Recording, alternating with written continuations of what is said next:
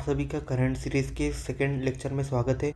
आज के इस वीडियो में हम करंट अफेयर के टॉपिक को आगे बढ़ाएंगे और देखते हैं कि कुछ क्या नया हमको देखने को मिलता है। तो चलिए वीडियो की शुरुआत करते हैं। आज का जो पहला टॉपिक है वो है वेटलैंड सिटी प्रमाणन से रिलेटेड है। ठीक है, मतलब जो हमारा ministry of environment, forest and climate change है उसके द्वारा हाल ही में वेटलैंड सिटी प्रमाणन से संबंधित, जिसको WCA भी कहते हैं, के लिए भारत के 3 शहरों का नामांकन किया है। वो 3 शहर कौन कौन से हैं? इसमें 2 शहर मध्य प्रदेश के हैं, इंदौर और भोपाल, और 1 शहर राजस्थान का है, उदयपुर। तो इन 3 शहरों को इसमें शामिल किया गया है। ठीक है, अब जो मिनिस्ट्री ऑफ एनवायरनमेंट, फॉरेस्ट और क्लाइमेट चेंज है इसके द्वारा अमृत धरोहर पहल जो रामसर साइटों के संरक्षण के लिए कब बनाई गई थी? 2023-24 के बजट में इसकी घोषणा की गई थी। इस पहल के माध्यम से इस वेटलैंडों के संरक्षण को और उसके लक्ष्य के अनुरूप बनाने का प्रयास किया जा रहा है। अब यदि बात की जाए खासकर अमृत धरोहर की, तो ये क्या है, आपसे पेपर में पूछा जा सकता है कि अमृत धरोहर पहल जो चर्चा में थी इसका संबंध किससे है। ठीक है, तो आपको बताना होगा कि 2023-24 के बजट घोषणा में रोजगार के अवसर उत्पन्न करने और स्थानीय आजीविका को समर्थन करने के लिए रामसर साइट के अद्वितीय संरक्षण मूल्यों को बढ़ावा देती है। मतलब रामसर साइट का आपको संरक्षण करना है। रामसर साइट में किस चीज़ों का संरक्षण करते हैं? तो रामसर साइट जो है वो संबंधित है आर्द्र भूमियों के संरक्षण से संबंधित। तो इस रामसर साइट संरक्षण कार्यक्रम के तहत क्या किया जाता है? इसमें आर्द्र भूमियों का संरक्षण तो करना ही करना है, साथ ही साथ रोजगार के अवसर और स्थानीय आजीविका को भी यहाँ पर सुदृढ़ करने का प्रयास किया गया है। अब जो वेटलैंड सिटी प्रमाणन है वो क्या चीज़ है? तो वेटलैंड सिटी प्रमाणन जो है वो एक प्रकार का स्वैच्छिक मान्यता प्रणाली होती है। मतलब ये स्वैच्छिक रूप से प्रदान की जाती है। ठीक है, और ये क्या होता है, इसमें जो रामसर कन्वेंशन के मेंबर होते हैं उनकी जो कॉन्फ्रेंस होती है, जो बैठक करते हैं, तो उसको बोलते हैं कॉन्फ्रेंस ऑफ द पार्टीज। तो कॉन्फ्रेंस ऑफ द जब कॉन्ट्रैक्टिंग पार्टीज जो होती है, कॉन्ट्रैक्टिंग पार्टीज COP, इसके COP के 12वें COP में क्या हुआ था कि शहरों को मान्यता देने जिन्होंने शहरी आर्द्र भूमि के लिए अच्छे कदम उठाए या असाधारण रूप से जिन्होंने आर्द्र भूमियों के संरक्षण के लिए कदम उठाया है उनको WCA प्रमाणन दिया जाता है। ठीक है, इसका उद्देश्य क्या है? इसका उद्देश्य है कि आर्द्र भूमि के संरक्षण के साथ साथ स्थानीय आबादी के सामाजिक और आर्थिक लाभ को भी उनको महत्वपूर्ण रूप से प्रदान किया जा सके। तो यही WCA जो है वो किन्हें प्रदान किया गया है? वो 3 शहर है भारत के, इंदौर, भोपाल और उदयपुर। इन 3 शहरों को प्रदान किया गया है। अब इसका महत्व क्या है? यदि आपको प्राप्त होता है तो इसका क्या महत्व है? यह शहरों को अंतर्राष्ट्रीय महत्व के वेटलैंड जैसे मूल्यवान पारिस्थितिकी तंत्र के साथ सकारात्मक संबंध स्थापित करने में प्रोत्साहित करता है। शहरों के लिए अंतर्राष्ट्रीय मान्यता प्रदान करवाता है। साथ ही साथ WCA 6 वर्ष के लिए मान्य होता है। तो आपसे ये भी पूछा जा सकता है स्टेटमेंट में, एक स्टेटमेंट ये भी लिख देंगे कि WCA का जो मान्य है वो 5 वर्ष का है, 2 वर्ष का है, 3 वर्ष का है। तो आपको ध्यान रखना है कितने वर्ष का होता है वो 6 वर्ष का होता है। ठीक है, अब हल्का से इन शहरों के बारे में भी देख लेते हैं। तो इंदौर भारत का सबसे स्वच्छ शहर है और भारत की स्मार्ट सिटी 2023 के भी इससे सम्मानित किया जा चुका है। यदि बात की जाए यहाँ पर इंदौर में, तो इंदौर में रामसर साइट सिरपुर झील जो है वो और जल पक्षी समागम के लिए एक महत्वपूर्ण स्थल है। तो आपसे यदि जोड़ी मिलाने में कभी आ जाए कि सिरपुर झील मतलब कहाँ पर है या किस राज्य में है, तो आपको पता होना चाहिए MP में इंदौर के कहाँ पे पास में है। ठीक है, अगला है पक्षी अभ्यारण्य के लिए भी इसको विकसित किया गया है। दूसरा है भोपाल। भोपाल भी भारत के सबसे स्वच्छ शहरों में से एक है और यहाँ पर जो है वो भोज वेटलैंड है, रामसर साइट है। यदि आप भोपाल कभी घूमने गए तो भोपाल के लगभग शहर में झीलों से बना हुआ है, इसको झीलों का शहर भी कहते हैं। ठीक है, इसके अतिरिक्त भोपाल नगर निगम के समीप एक समर्पित झील संरक्षण केंद्र भी बनाया गया है। वहीं उदयपुर की यदि बात की जाए तो उदयपुर में शहर के समीप 5 प्रमुख आर्द्र भूमि है। कौन कौन सी भूमि है? एक है, पहले है पिछोला, दूसरा है फतेह सागर, तीसरा है रंग सागर, चौथा है स्वरूप सागर और 5वां है दूध तलाई। तो पिछोला, फतेह सागर, रंग सागर, स्वरूप सागर और दूध तलाई, आपको नाम ध्यान रखना है। तो आपसे ये पूछ सकता है कि फतेह सागर, रंग सागर या स्वरूप सागर को जोड़ी मिलाने के लिए दे सकता है आर्द्र भूमियों के रूप में। तो कहाँ पर है ये सब? ये अभी कहाँ पे? ये उदयपुर में है। ठीक है, अब एक मॉन्ट्रिक्स रिकॉर्ड भी बहुत ज़्यादा मतलब हमेशा कभी कभी आर्द्र भूमियों के संबंध में न्यूज़ में रहता है। तो ये क्या है? जो मॉन्ट्रिक्स रिकॉर्ड है ये अंतर्राष्ट्रीय महत्व की आर्द्र भूमि की सूची में वेटलैंड साइटों का एक रजिस्टर है। ठीक है, इसमें क्या किया जाता है? जहाँ तकनीकी विकास, प्रदूषण और अन्य मानवीय हस्तक्षेपों के परिणाम स्वरूप पारिस्थितिक रूप से परिवर्तन हुए अथवा होने की संभावना है। मतलब एक प्रकार की ऐसी आर्द्रभूमियों की सूची है जहाँ मानवीय हस्तक्षेपों के कारण वहाँ पे उनके या तकनीकी विकास, प्रदूषण चीज़ों के कारण आर्द्रभूमि या वेटलैंड साइट के महत्व, उसकी जो स्थिति है, पारिस्थितिक तंत्र है, उसको कमज़ोर करने का प्रयास किया गया है। आर्द्रभूमि अभिसमय, जिसे रामसर अभिसमय के रूप में भी जानते हैं, ये एक अंतर सरकारी संधि है जो आर्द्रभूमि और उनके संसाधनों के संरक्षण को रूपरेखा प्रदान करती है और 1971 के ईरानी शहर में अंगीकृत किए गए थे और 1975 से लागू है। तो आपसे पूछे कि कभी ये कब अपनाया गया, तो ये अपनाया गया 1971 में, लेकिन इन्फोर्स कब हुआ, तो 1975 में इन्फोर्स हुआ। तो आपको दोनों सन यहाँ पे ध्यान रखने हैं। अगला टॉपिक यहाँ पर है रिवर्स फ्लिपिंग से संबंधित। आपको एग्जाम में क्या कर सकते हैं कि ये टर्म ना न्यूज़ में रहता है, तो आपसे ये टर्म देख के पूछ सकते हैं कि रिवर्स फ्लिपिंग क्या है। ठीक है, तो आपको पता होना चाहिए कि रिवर्स फ्लिपिंग क्या है। रिवर्स फ्लिपिंग जो होती है वो किसी भारतीय कंपनी के मुख्यालय को आमतौर पर कर या नियामक कारणों से विदेश में स्थानांतरित कर दिया जाता है। तो सबसे पहले क्या होता है, जैसे इंडिया की कोई कंपनी है, ठीक है, अब इनने देखा कि टैक्स यहाँ पे ज़्यादा लग रहा है, तो टैक्स या रेगुलेशन बहुत है कंपनी के ऊपर, तो वो क्या करेंगे कि इसके हेडक्वार्टर को ना किसी और देश में, मान के चलो कि इनने स्विट्ज़रलैंड में कर दिया, स्थानांतरित कर दिया, तो स्विट्ज़रलैंड में मानक नियम कम हुए थोड़े से भारत से, तो इन्होंने वहाँ कर दिया। अब क्या करेंगे, लेकिन इसके बाद उसके अधिवास को वापस स्थानांतरित करने की प्रक्रिया है कि ये क्या करेंगे कि स्विट्ज़रलैंड से वापस उसको भारत ले आएंगे, तो उसको बोलते हैं रिवर्स फ्लिपिंग। ठीक है, फ्लिपिंग मतलब आपने इधर करा और रिवर्स मतलब वापस ले आए। ठीक है, तो इसी को बोलते हैं रिवर्स फ्लिपिंग, या इसे डोमिसाइलिंग भी कहते हैं कि आपने अपनी कंपनी को वापस रीडोमिसाइलिंग कर दिया। रणनीतिक कदम भारत की समृद्ध अर्थव्यवस्था, विशाल बाजार और आशाजनक उद्यम पूंजी अनुकूलन, कर संरचना और मजबूत बौद्धिक संपदा संरक्षण के हिसाब से दिया जाता है। मतलब भारत में अर्थव्यवस्था मौजूद हो रही होगी, विशाल बाजार हो रहा होगा, या अनुकूलन कर संरचना हो रही होगी, टैक्स रिफॉर्म हो रहे होंगे, साथ ही साथ बौद्धिक संपदा के दायित्व में अच्छे खासी मजबूती देखने को मिल रही होगी। इन्हीं सबको ध्यान में रखते हुए भारत में रिवर्स फ्लिपिंग को बढ़ावा मिल रहा है। अगला टॉपिक है कि भारत विश्व की सबसे बड़ी रेडियो टेलीस्कोप परियोजना स्क्वायर किलोमीटर एरे ऑब्जर्वेटरी, ठीक है, इसका फुल फॉर्म क्या है, स्क्वायर किलोमीटर एरे ऑब्जर्वेटरी, इसका एक सदस्य बन गया है, हिस्सा बन गया है। ठीक है, देशों का औपचारिक रूप से सदस्य बनने के लिए इसके एओ सम्मेलन पर हस्ताक्षर करने होते हैं और उसका अनुसमर्थन भी करना होता है, तब आप उसके मेंबर बनते हैं। 1250 करोड़ रुपए की वित्तीय मंजूरी के साथ परियोजना में शामिल होने के लिए भारत सरकार की मंजूरी अनुसमर्थन दिशा में एक पहला कदम हो गया। अब आपसे पूछे कि स्क्वायर किलोमीटर, ठीक है, स्क्वायर किलोमीटर एरे ऑब्जर्वेटरी क्या है। ठीक है, आपसे सीधा ये पूछ सकते हैं। तो ये क्या है, ये एक अंतर सरकारी संगठन है जिसका मुख्य लक्ष्य अत्याधुनिक रेडियो दूरबीनों का निर्माण और संचालन करना है। इसका वैश्विक जो मुख्यालय है वो कहाँ पर है, वो है जॉर्डरेल बैंक वेधशाला, यूनाइटेड किंगडम। तो यूनाइटेड किंगडम में इसका जॉर्डरेल बैंक लेबोरेटरी में इसका क्या है, इसका मुख्यालय है या हेडक्वार्टर है।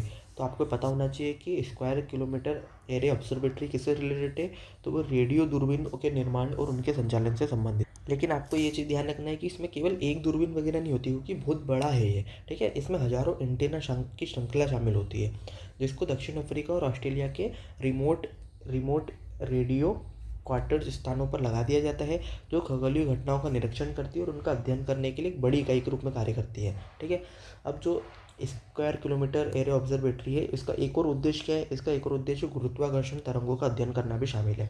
तो रेडियो दूरबीनों का निर्माण और संचालन करते हैं, साथ ही साथ इसमें गुरुत्वाकर्षण तरंगों का अध्ययन भी किया जाता है। अब इसके शामिल देश कौन कौन से हैं, तो इसके देशों में शामिल है यूके, ऑस्ट्रेलिया, दक्षिण अफ्रीका, कनाडा, चीन भी इसमें शामिल है। ठीक है, फ्रांस शामिल है, भारत शामिल है, इटली शामिल है और जर्मनी शामिल है। तो यहाँ पर यूएसए नहीं दिख रहा है। ठीक है, अगला यहाँ पे बताया गया है कि स्क्वायर किलोमीटर एरे ऑब्जर्वेटरी में भारत की क्या भूमिका है। तो भारत ने पुणे स्थित national centre for radio astrophysics, तो आपको ये पता होना चाहिए कि national centre for radio astrophysics कहाँ पर है, तो वो कहाँ पर है, वो पुणे में है। ठीक है, और अन्य संस्थानों, अभी हमने जब कल देखा था तो हमने एक लीची संस्थान पढ़ा था कि भारत लीची संस्थान कहाँ पर है, तो लीची संस्थान कहाँ पर है, वो हमने पढ़ा था मुजफ्फराबाद, बिहार में पढ़ा था। ठीक है, अन्य संस्थानों के माध्यम से 1990 के बाद स्थापित महत्वाकांक्षी एसकेओ परियोजना के विकास में महत्वपूर्ण भूमिका निभाई है। अब इसमें एक और चीज़ बताई गई है कि इसको कहाँ पे स्थापित किया जाएगा, तो ये पुणे विश्वविद्यालय के परिसर में स्थापित किया जाएगा। अब हम बात करते हैं कि रेडियो टेलीस्कोप क्या होता है। तो रेडियो टेलीस्कोप में एक एंटीना और रिसीवर सिस्टम होता है जो खगोलीय पिंडों के द्वारा उत्सर्जित जो रेडियो तरंगें होती है उनको पता लगाकर उनको एकत्र करता है। जो रेडियो तरंगें होती है वो क्या होती है, रेडियो तरंगें जो होती है वो एक प्रकार की इलेक्ट्रोमैग्नेटिक वेव्स होती है, और इन तरंगों का जो तरंग दैर्घ्य क्या होता है वो 1 मिलीमीटर से 100 किलोमीटर के बीच में होता है। ठीक है, तो आपको ध्यान रखना है कि 1 मिलीमीटर से 100 किलोमीटर के बीच की तरंग दैर्घ्य होती है रेडियो तरंगों की। इनको ऑप्टिकल टेलीस्कोप के विपरीत जो रेडियो टेलीस्कोप जो बना रहे हैं लोग, इसका उपयोग दिन के साथ साथ रात में भी कर सकते हैं। ठीक है, तो आपको ध्यान रखना है कि ऑप्टिकल जो टेलीस्कोप होगा इसका उपयोग आप सिर्फ कब कर सकते थे, दिन में कर सकते थे। लेकिन जो रेडियो टेलीस्कोप है जो स्क्वायर किलोमीटर एरिया ऑब्जर्वेटरी के द्वारा बनाया जा रहा है, इसका उपयोग डे और नाइट दोनों में आप कर सकते हैं। ठीक है, इन दोनों में एक अंतर हो गया। इसका उपयोग क्या है रेडियो टेलीस्कोप का, इसका उपयोग तारों और आकाशगंगाओं के निर्माण और विकास में, ब्लैक होल, मंदाकिनी और नाभिकों के अध्ययन में, अंतरा तारकीय माध्यम में, सौरमंडल के ग्रहों और चंद्रमा के अध्ययन में, और अलौकिक जीवन की खोज में इसका उपयोग किया जा सकता है। तो आपको ध्यान रखना है। अब भारत में भी क्या रेडियो टेलीस्कोप ऑब्जर्वेटरी है भारत में, तो भारत में विशाल मीटर वेव रेडियो टेलीस्कोप है जिसको इंग्लिश में बोलते हैं giant metre wave radio telescope. ये कहाँ पर है, GMRT। ये जो है वो पुणे में स्थापित किया गया है, और इसके द्वारा नैनो हर्ट्ज ग्रेविटेशनल वेव्स का पहली बार पता लगाने में भी भूमिका निभाई है। एक और भारत में सारस 3, ये भी भारत में है। फिर एक अटाकामा लार्ज मिलीमीटर्स या सब मिलीमीटर एरे है, ये कहाँ पर है, ये जो अटाकामा वाला है ये है अटाकामा मरुस्थल, आपने सुना होगा चिली में है। ठीक है, तो आपको एक जियोग्राफी का यहाँ से क्वेश्चन बन गया। फिर आपका एक और है 500 मीटर एपर्चर स्पेरियल टेलीस्कोप, फास्टेज भी जिसको कहते हैं, वो कहाँ पर है, वो चीन में है। तो आपको उनका नाम पता होना चाहिए क्योंकि बहुत बार जोड़ी में सुमेलित करने के लिए दे देता है। अगला है गुरुत्वीय तरंगे क्या होती है, क्योंकि हमने भी पढ़ा था कि गुरुत्वाकर्षण का अध्ययन भी कर सकते हैं इसको गुरुत्वीय तरंगों के माध्यम से। तो गुरुत्वीय तरंगे क्या होती है, गुरुत्वीय तरंगे जो होती है वो बड़े पैमाने पर खगोलीय पिंडों जैसे ब्लैक होल या न्यूट्रॉन्स के संचलन से उत्पन्न होती है। ठीक है, और ये अंतरिक्ष या टाइम स्पेस जो होता है स्पेस टाइम स्पेस, उसमें स्पेस टाइम के माध्यम से बाहर की ओर निकलती है। उदाहरण के लिए जब एक तालाब में कंकड़ गिरा दिया जाता है तो परिणामी लहरें गुरुत्वीय तरंगों के समान हो जाती है, और वो क्या करती है, ब्रह्मांड की मूलभूत संरचना के माध्यम से फैलती है। मतलब जैसे एग्जाम्पल क्या दिया इन्होंने, जैसे एक पानी का है, इसमें आपने पत्थर गिराया तो ऐसे ऐसे फिर लहरें चलने लगती है ना सात तरफ।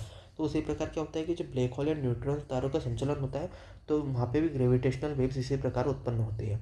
ठीक है, अब ये अंतर क्या है, अंतर ये है कि वहाँ पे जल तो है नहीं, वहाँ पे क्या चीज़ है, वहाँ पे तो पूरा ब्लैक ब्लैक दिखता है यदि स्पेस में देखा जाए तो। इसी को क्या कहते हैं, इसी को ब्लैक मैटर कहते हैं। ठीक है, तो ब्लैक मैटर जो होता है वही होता है क्या, मूलभूत संरचना के माध्यम, ठीक है, ब्रह्मांड का। और वो किससे फैलता है, वो होता है ब्लैक एनर्जी से फैलता है। क्योंकि इनके बारे में अभी हमको बहुत ज़्यादा जानकारी नहीं, इसे इनको ब्लैक मैटर और ब्लैक एनर्जी के नाम से संबोधित किया जाता है। और 1916 में अल्बर्ट आइंस्टीन ने अपने सापेक्षता सिद्धांत के माध्यम से गुरुत्वीय तरंगों की उपस्थिति की भविष्यवाणी भी की थी। भारत ने महाराष्ट्र के हिंगोली में लीगो के तीसरे नोड के निर्माण को भी हरी झंडी दे दी है। तो आपको ध्यान रखना है कि लीगो प्रोजेक्ट भारत में कहाँ पर चल रहा है, तो महाराष्ट्र के हिंगोली में चल रहा है।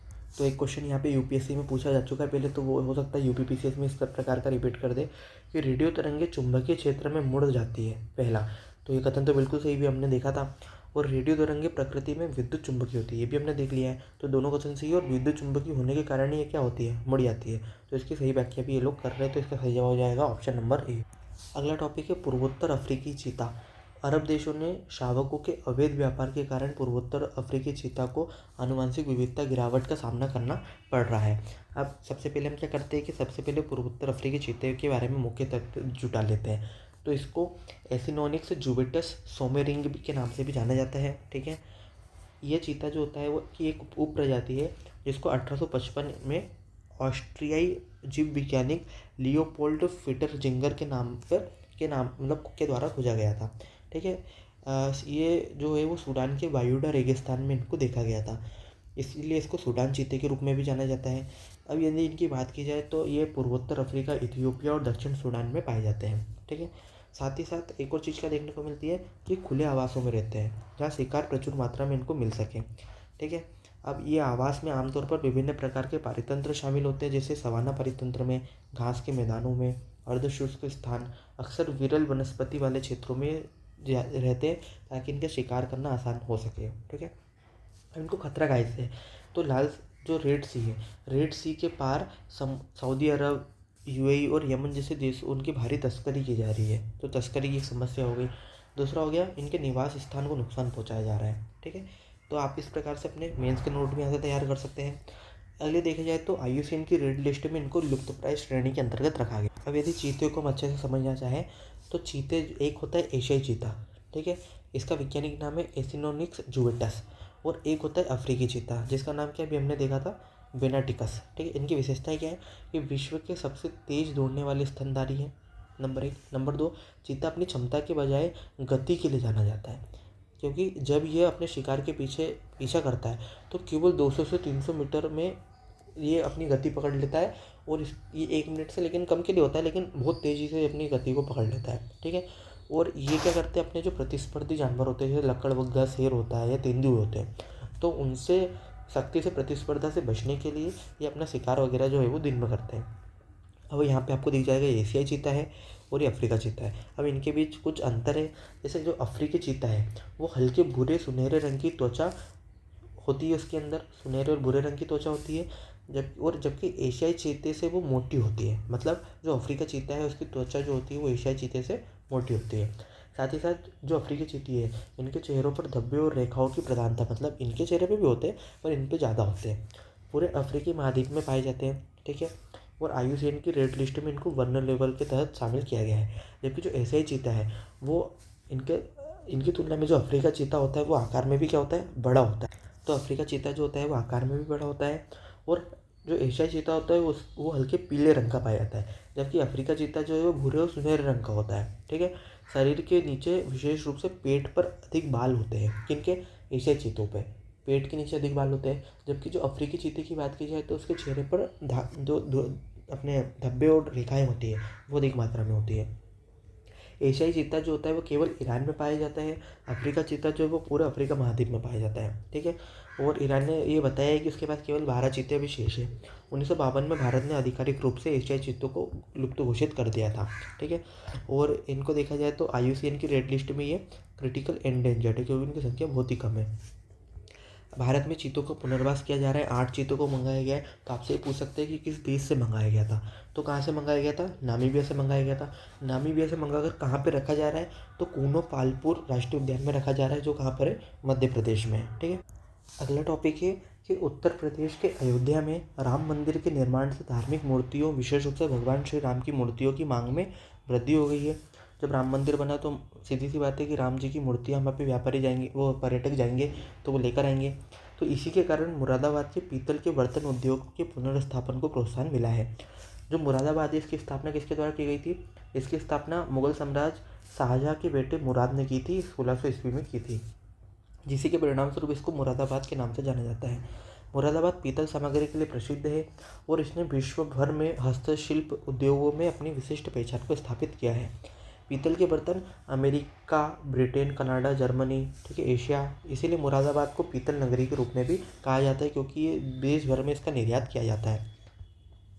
पीतल, तांबे और जस्ते की एक मिश्र धातु है जो उल्लेखनीय मजबूत, कठोरता और व्यवहारिकता के कारण ऐतिहासिक रूप से स्थायी है। ठीक है, इसका महत्व है। और मुरादाबाद का जो पीतल है इसको GI टैग भी प्रदान किया गया है।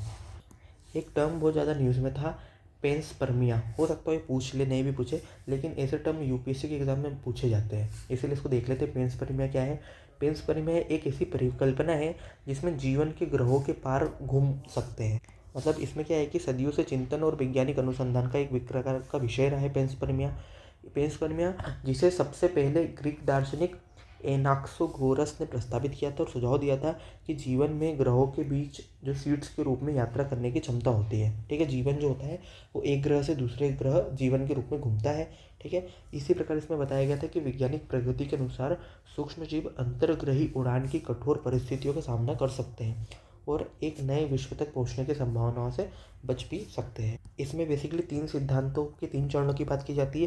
पहला एक ग्रह से प्रस्थान, दूसरा है अंतर्ग्रही अंतरिक्ष में पारगमन और ग्रह पर उतरना। ये 3 चीज़ें इसमें शामिल की जाती है। अगला न्यूज़ है, स्पेस एक्स के फाल्कन 9 रॉकेट के द्वारा GSAT-N2 लॉन्च किया गया। ठीक है, तो आपको ये जानकारी होना चाहिए कि ये फाल्कन 9 क्या है। तो फाल्कन 9 दुनिया का पहला कक्षीय श्रेणी का पुनः प्रयोज्य 2 चरण वाला रॉकेट है।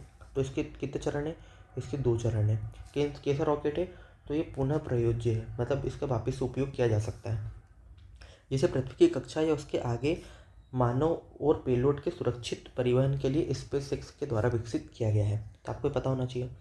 आगे इसमें ये न्यूज़ थी कि इसरो की वाणिज्यिक शाखा न्यू स्पेस इंडिया लिमिटेड वर्ष 2024 में स्पेस एक्स के फाल्कन 9 के द्वारा GSAT-20 को लॉन्च करने के लिए तैयारी है। GSAT-20 क्या है? तो GSAT-20 एक उच्च थ्रूपुट के बॉन्ड वाला बैंड सैटेलाइट होगा, जो high speed broadband internet connectivity और डिजिटल वीडियो ट्रांसमिशन और ऑडियो ट्रांसमिशन के दौरान प्रदान करता है। ठीक है, तो GSAT-20 जो होगा एक प्रकार के बैंड सैटेलाइट होगा, जो high speed broadband internet connectivity प्रदान करता है। ठीक है, इसे भारत की बढ़ती ब्रॉडबैंड संचार आवश्यकताओं को पूरा करने के लिए किया जा रहा है, और इसका फोकस जो होगा वो अंडमान निकोबार और लक्षद्वीप जैसे दूर दराज क्षेत्रों सहित पूरे भारत को कवर करने में होगा। ठीक है, अब आपको ये पता होना चाहिए कि जो के बैंड होता है, ये इसका क्या होता है, ये 27 से 40 गीगाहर्ट्ज तक वीडियो फ्रिक्वेंसी के रूप में कार्य करता है। और जो न्यू स्पेस इंडिया लिमिटेड है वो अंडर द कंपनी एक्ट 2013 के तहत आती है, जिसको प्रशासन डिपार्टमेंट ऑफ स्पेस के प्रशासनिक नियंत्रण में और भारत सरकार के पूर्ण स्वामित्व में है। मतलब 100% जो स्वामित्व है वो भारत सरकार का है। जो NICL है उसका मुख्य कार्य क्या है? ये PSLV और SSLV का उत्पादन कर सकती है। एक पेरेग्रीन मिशन बहुत चर्चा में था। तो पेरेग्रीन मिशन क्या है? पेरेग्रीन मिशन जो है इसका नेतृत्व कौन कर रहा है? इसका नेतृत्व कर रही है निजी अंतरिक्ष उद्यम एस्ट्रोबोटिक टेक्नोलॉजी और यूनाइटेड एलायंस के द्वारा इसका नेतृत्व किया जा रहा है, जो सहयोगी मिशन अंतरिक्ष अन्वेषण के लिए निजी क्षेत्र की क्षमताओं को लाभ उठाने पर बल देता है। इसकी मुख्य विशेषता क्या है? इसमें अपोलो कार्यक्रम के बाद पेरेग्रीन लैंडर जो होगा वो चंद्रमा पर उतरने वाले पहले अंतरिक्ष यान से में से एक होगा। ठीक है, मतलब एक प्रकार का लैंडर होगा इसमें जो चंद्रमा की सतह पर उतरेगा। नासा के कमर्शियल लूनर पेलोड सर्विस कार्यक्रम का एक हिस्सा ही है। नासा विज्ञान और प्रौद्योगिकी पेलोड चंद्रमा की सतह पर उतारने का प्रयास कर रहा है, क्योंकि नासा अपने एक भविष्य के कार्यक्रम आर्टेमिस की तरफ देख रहा है। यदि आपसे पूछे कि आर्टेमिस किसका कार्यक्रम है, तो आर्टेमिस किसका कार्यक्रम है? ये नासा का एक कार्यक्रम है। ठीक है, इसका महत्वपूर्ण लक्ष्य क्या है कि वर्ष 2024 तक चंद्रमा पर मनुष्यों को पुनः भेजने का मिशन है। मतलब इससे पहले भी जो नासा है वो तो भेज चुका है, तो वो 2024 तक चंद्रमा को पुनः मनुष्यों को भेज रहा है। उसका लक्ष्य है कि पहली एक अश्वेत महिला को यहाँ पर भेजना इसका मुख्य लक्ष्य है। उक्त मिशन का उद्देश्य चंद्रमा की सतह पर आर्टेमिस बेस कैंप स्थापित किया जाएगा और उसको गेटवे के रूप में स्थापित किया जाएगा। वहीं अगली न्यूज़ देखी जाए तो मंगल ग्रह की जो प्लाज्मा तरंगे हैं, ठीक है, उसमें क्या हुआ है? भारतीय भूतत्व संस्थान के वैज्ञानिकों के द्वारा, भूचुंबकत्व संस्थान के वैज्ञानिक जो है भारत के, उनके द्वारा नासा के माविन अंतरिक्ष यान।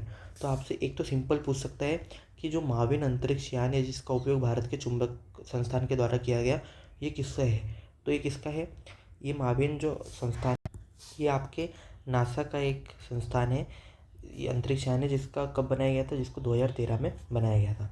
तो इसका उपयोग करके डेटा का मंगल के ऊपर वायुमंडल में उच्च आवृत्ति वाली प्लाज्मा तरंगों का अध्ययन कर रहा है। फिर क्या हुआ है कि शोधकर्ताओं ने मंगल के चुंबकीय क्षेत्र में 2 प्रकार की तरंगों की खोज की, एक इलेक्ट्रॉन प्लाज्मा आवृत्ति के नीचे और एक उसके ऊपर। ये तरंगें महत्वपूर्ण है क्योंकि हमें ये समझने में मदद करती है कि मंगल के आसपास इलेक्ट्रॉन कैसे व्यवहार करते हैं। ठीक है, आगे आपको ये बताया गया है कि जो माविन है इसका फुल फॉर्म क्या है? Mars atmosphere and volatile evolution को ग्रह के वायुमंडलीय स्थितियों की जानकारी में के लिए मिशन के द्वारा 2013 में लॉन्च किया गया था। प्लाज्मा तरंगें विद्युत और चुंबकीय क्षेत्र में दोलन या विचलन है जो प्लाज्मा के माध्यम से फैलती है, जो पदार्थ की एक अवस्था है जो आयन और इलेक्ट्रॉन जैसे आवेशित कणों से बनती है। मतलब जो प्लाज्मा है वो पदार्थ की चौथी अवस्था मानी जाती है, जिसमें आयन और इलेक्ट्रॉन के आवेशित कणों के मिलने के कारण और चुंबक तत्व और विद्युत चुंबकीय तत्वों के बीच दोलन के कारण ये बनने को मिलती है, जो ऊर्जा हस्तांतरण, कण त्वरण और अंतरिक्ष में पाए जाने वाले प्लाज्मा के भीतर आवेशित कणों के व्यवहार को भी संदर्भित करती है। अगला है कि VIS मानक निर्धारण के 77 वर्ष पूरे हो गए हैं। तो आपको यहाँ पर ये जानकारी होना चाहिए कि जो VIS है वो किस मंत्रालय के अंतर्गत है।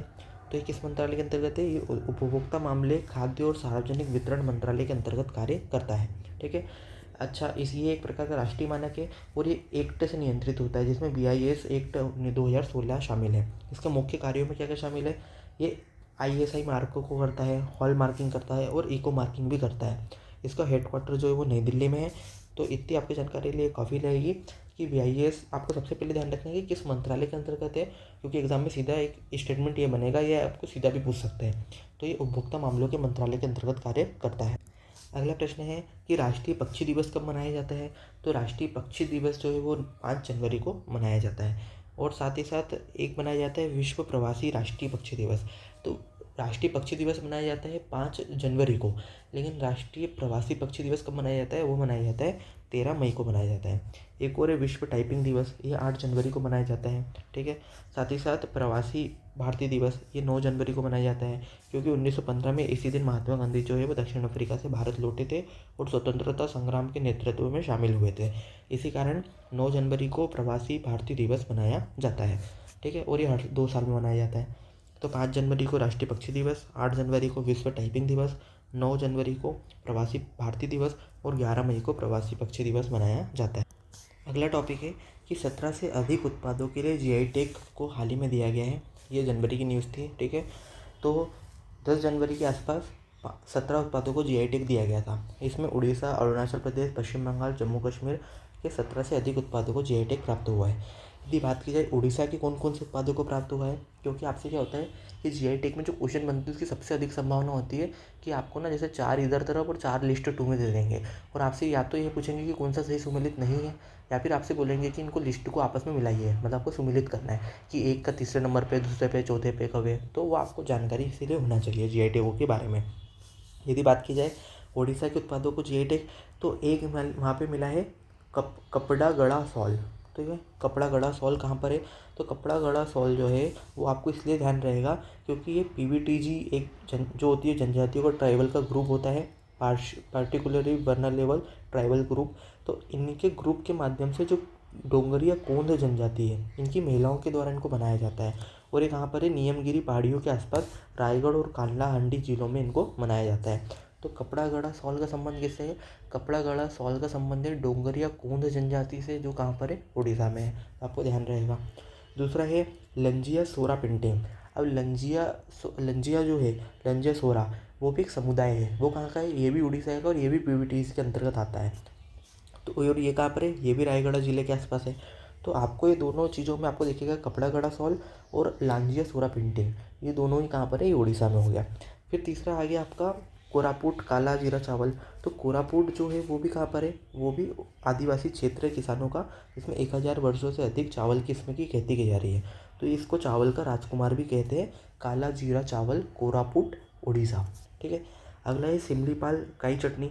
तो सिमलीपाल भी उड़ीसा में है। तो सिमलीपाल की काई चटनी, काई जो होती है ना, वो लाल चींटियों से बनी चटनी होती है। उड़ीसा के मयूरभंज जिले के आदिवासियों का एक पारंपरिक व्यंजन के रूप में भी कार्य करती है। तो हमने अभी 4 चीज़ें पढ़ी। एक है कपड़ा गड़ा सॉल, एक है लांजिया सोरा पेंटिंग, एक है कोरापुट काला जीरा चावल, एक है सिमलीपाल की काई चटनी। फिर पांचवा आपका है नयागढ़ कांटेई मुड़ी बैंगन। तो नयागढ़ कांटेई मुड़ी जो बैंगन है, ये किस लिए मददगार है? ये जो होता है इसकी खासियत ये है कि ये बैंगन तने और पूरे पौधे पर इसमें कांटे पाए जाते हैं। ठीक है। तो कांटेदार होता है। तो नयागढ़ का कांटे मुड़ी बैंगन। अगला है उड़ीसा के खजूरी गुड़। उड़ीसा का खजूरी गुड़ जो होता है वो खजूर के पेड़ों से निकाला गया होता है। उसमें प्राकृतिक मिठास होती है और इसकी उत्पत्ति जो होती है वो गजपति जिले में देखने को मिलती है, उड़ीसा के। अगला है ढेंकनाल माझी। जो ढेंकनाल माझी जो है वो भैंस के दूध के पनीर से बनी एक प्रकार की मिठाई होती है। ठीक है। ढेंकनाल माझी। तो आपसे एक तो ढेंकनाल माझी पूछा जा सकता है। ठीक है। या फिर आपसे वो पूछ सकते हैं खारापुट जीरा चावल के बारे में। ठीक है। या फिर आपसे कपगड़ा सॉल के बारे में पूछ सकते हैं। तीनों ज़्यादा इंपॉर्टेंट लगते हैं। और ये काई की चटनी भी बहुत फेमस थी न्यूज़ में, तो ये भी पूछा जा सकता है। तो आपको ध्यान रखना है कि ये चारों पाँचों चीज़ें जो है वो कहाँ पे? उड़ीसा की। एक बार फिर से देख लेते हैं। कपड़ा गड़ा सॉल, लांजिया सोरा पेंटिंग, कोरापुट काला जीरा चावल, सिमलीपाल की काई चटनी, नयागढ़ काटे मुड़ी बैंगन, उड़ीसा का खजूरी गुड़ और ढेंकनाल माझी जो पनीर से बनने वाली एक प्रकार की मिठाई है। यदि बात की जाए अरुणाचल प्रदेश की, तो अरुणाचल प्रदेश में 2 चीज़ें हैं। एक है वांचो लकड़ी। वांचो लकड़ी जो है वो वांचो जनजाति का एक अभिन्न जातीय लकड़ी शिल्प है जिसका उपयोग सजावट एवं उपहार के रूप में किया जाता है। आपको ध्यान रखना है कि जो शिल्प है वो वहाँ की जनजाति से है। तो कल को आपको हो सकता है शिल्प वगैरह के बारे में ना पूछे, वो आपसे वांचो जनजाति के बारे में भी पूछ सकता है। तो वांचो जनजाति कहाँ पर है, वो भी कहाँ पर है, वो भी अरुणाचल प्रदेश में ही होगी, सीधी सी बात है। ठीक है। फिर एक है आदि केकिर। तो आदि केकिर जो होती है वो एक प्रकार का अदरक होता है, तो इसको अदरक की किस्म के रूप में जाना जाता है। ये भी अरुणाचल प्रदेश में है। तो अरुणाचल प्रदेश में दो हो गए, एक है वांची लकड़ी और एक है आदि केकिर, ठीक है, अदरक का। फिर पश्चिम बंगाल की बारी आती है। तो पश्चिम बंगाल में ना यहाँ पे तीन तो साड़ी हो गई, एक है तंगेल साड़ी, एक है गारद साड़ी और एक है कोरियल साड़ी। तो तंगेल साड़ी, गारद साड़ी और कोरियल साड़ी, ये हो गया। फिर एक होता है कालो नुनिया चावल। ठीक है। कालो नुनिया चावल जो है वो पश्चिम बंगाल के केस में है। और सुंदरवन का शहद, ये भी पश्चिम बंगाल में है। तो यहाँ पे कालो नुनिया चावल है। ठीक है। लेकिन उड़ीसा में हमने क्या देखा था, उड़ीसा में हमने देखा था काला जीरा चावल। ठीक है। तो आपको इसे कंपेयर करके याद रहेगा लंबे समय तक। फिर गुजरात में कच्ची खारेक। कच्ची खारेक जो है वो अंकुरित अवस्था में चुने गए खजूर के उत्पाद होते हैं, जो विशिष्ट रंग वाले कुरकुरा और मीठे रंग का होता है। ठीक है। तो कच्ची खारेक कहाँ पर है, कच्ची खारेक जो है वो गुजरात में है। फिर आगे जम्मू कश्मीर में एक रामबन अनारदाना। रामबन अनारदाना जिसे स्थानीय रूप से धुनी कहा जाता है, ये कश्मीर के पहाड़ी इलाकों और वनों में उगने वाला एक प्रकार का महत्वपूर्ण पेड़ है। ठीक है। तो एक बार रिकैप कर लेते हैं फटाफट से, वापस देख लेते हैं। कपगड़ा सॉल, लांजिया सोरा पेंटिंग, कोरापुट जीरा चावल और सिमलीपाल की काई चटनी। साथ ही साथ नयागढ़ काटेमुड़ी बैंगन, उड़ीसा का खजूरी गुड़ और ढेंकनाल माझी, ये सातों चीज़ें कहाँ की है, ये उड़ीसा की है। फिर आपका आता है अरुणाचल प्रदेश में, इसमें दो चीज़ पड़ी थी, एक था वांचो लकड़ी और एक है आदि केकिर जो अदरक की प्रजाति है। फिर पढ़ा था पश्चिम बंगाल। पश्चिम बंगाल में हमने पढ़ा था तंगेल साड़ी, गारद साड़ी, कोरियल साड़ी, कालो नुनिया चावल और सुंदरबन का शहद। गुजरात में पढ़ा था कच्ची खारेक और जम्मू कश्मीर का था रामवन अनारदाना। ठीक है। अब जो जीआई टैग है वो क्या है, जीआई टैग एक प्रकार का एक ऐसा नाम या चिन्ह है जिसका उपयोग उन विशेष उत्पादों पर किया जाता है जो किसी भौगोलिक विशिष्ट स्थान या मूल स्थान से संबंधित होते हैं। जीआई टैग ये सुनिश्चित करता है कि केवल अधिकृत उपयोगकर्ता या भौगोलिक क्षेत्र में रहने वाले लोग ही इसको लोकप्रिय उत्पादों का उपयोग कर सकते बना सकते हैं। जीआई टैग जो होता है वो 10 वर्षों के लिए वैध होता है और जीआई पंजीकरण की देखरेख वाणिज्य उद्योग मंत्रालय के तहत की जाती है। कौन करता है, उद्योग और आंतरिक व्यापार संवर्धन विभाग। तो आपसे वो क्या करेगा, हो सकता है इतनी पिक्चर नहीं पूछ ली, वो सीधे ये पूछ ले कि जीआई पंजीकरण की देखरेख कौन करता है। तो उद्योग और आंतरिक व्यापार संवर्धन विभाग करता है। तो जीआई टैग जो होता है वो 10 वर्ष के लिए वैध होता है। जैसे यूपीएससी में क्वेश्चन पूछा था कि भारत ने वस्तुओं की भौगोलिक संकेतक अधिनियम 1999 को किसके दायित्वों का पालन करने के लिए अधिनियमित किया था। ठीक है। तो आपको ध्यान होना चाहिए कि वर्ल्ड ट्रेड ऑर्गेनाइजेशन जो होता है उसके दायित्वों को पूरा करने के लिए ये किया गया था। हाल ही में एक और न्यूज़ में वो चर्चा में थी कि जो भारत का defence research and development organisation है डीआरडीओ, इसके द्वारा एक व्यापक काउंटर ड्रोन प्रणाली को विकसित किया जा रहा है, जिसमें क्या होगा, जिसकी उपलब्धि होगी कि यह ड्रोन का पता लगाने, पहचान करने और उसको निष्क्रिय करने में एक एंटी ड्रोन प्रणाली के रूप में कार्य करेगा। ये तकनीक माइक्रो ड्रोन सहित सभी प्रकार के ड्रोनों के हमलों और सॉफ्ट किल और हार्ड किल दोनों का मुकाबला भी कर सकती है। ठीक है। आगे इसमें बताया गया है कि जो अनमेंड जो आपके होते हैं, अनमेंड एरियल व्हीकल जो होते हैं यूएवी, ये आसूचना मतलब इंटेलिजेंस, सर्विलांस, टारगेट, ठीक है, फिर आपका रिकोनेंस, इसमें अनुप्रयोग किया जाता है। और आप इसमें एक तपस नाम का एक जो है, तपस मीडियम एल्टीट्यूड लॉन्ग एपोडेंस, तो मेल। तो आपको ध्यान रखना है कि तपस क्या है, तो आपसे सिर्फ इतना पूछेगा कि तपस क्या है। तो तपस क्या है, एक प्रकार का ड्रोन है। ठीक है। तो ये आपको चीज़ पता होना चाहिए। आगे एक और इसमें है आर्चर यूएवी। आर्चर यूएवी जो होगा वो आविक्षण निगरानी व कम चिंताजनक संघर्ष वाली स्थिति के लिए शॉर्ट रेंज आर्म्ड आर्चर का विकसित किया जा रहा है, जिसका उड़ान परीक्षण के दौरान किया जाएगा। तो आपको तपस याद रखना है, आर्चर यूएवी भी ध्यान रखना है। तो ड्रोन जो होता है, ड्रोन एक पायलट रहित उड़ान शासी मशीन होती है जो लिफ्ट के लिए वायु गति की उपयोग करती है। स्वायत्त रूप से या दूर से संचालित हो सकती है। घातक या गैर घातक वर्गों में इसको ले जाया जाता है। इसके अवयव क्या हैं, इसमें एक मानव रहित विमान होता है, इसमें ग्राउंड कंट्रोल स्टेशन होता है, साथ ही साथ विशेष डाटा लिंक होता है और अन्य संबंधित उपकरण शामिल होते हैं। इसका उपयोग जो है रक्षा में किया जा सकता है। इसका उद्देश्य क्या है, निगरानी और टोही में, खोज और बचाव में, समुद्री निगरानी में, लड़ाकू ड्रोन में, आक्रमण हेतु उपयोग किया जा सकता है। ठीक है। फिर आगे इसमें भारत के काउंटर ड्रोन सिस्टम कौन कौन से हैं? तो भारत के काउंटर ड्रोन सिस्टम में आ जाएगा इंद्रजाल। ठीक है। इजराइल से युद्ध सक्षम हेरॉन ड्रोन पर की खरीद की गई है। अमेरिका से MQ-9B की खरीद की गई है। तो आपको ध्यान रखना है कि जो इंद्रजाल है वो किसका जो किसका काउंटर ड्रोन सिस्टम है, ये भारत का है। ठीक है। हेरॉन ड्रोन किसका है? हेरॉन जो है वो इजराइल से लिया गया है। और MQ-9B जो हम पहले भी देख चुके हैं किसका है, ये अमेरिका से लिया गया है। ठीक है। तो आपको ध्यान रखना है। इसका वर्गीकरण नैनो, माइक्रो, मिनी, स्मॉल और लार्ज के रूप में किया जाता है। इसके उपयोग जो है वो क्या है? मानचित्रण में, कृषि में, लाइव स्ट्रीमिंग मूवमेंट में, आपातकालीन प्रतिक्रिया में, आपदा में, फॉरेंसिक खुदाई में, शिकारियों की निगरानी में और मौसम विज्ञान में किया जाता है। अब संबंधित नियम कौन कौन से? तो विमान नियम 2023 और ड्रोन नियम 2021 इसके लिए नियम है। और इसमें भारत के द्वारा क्या पहल की जा रही है इसको बढ़ावा देने के लिए? तो digital sky platform, no mission no take off, no permission no take off, drone के लिए PLI योजना और ड्रोन शक्ति योजना भी चलाई जा रही है। अब जो आपका DRDO होता है वो क्या है?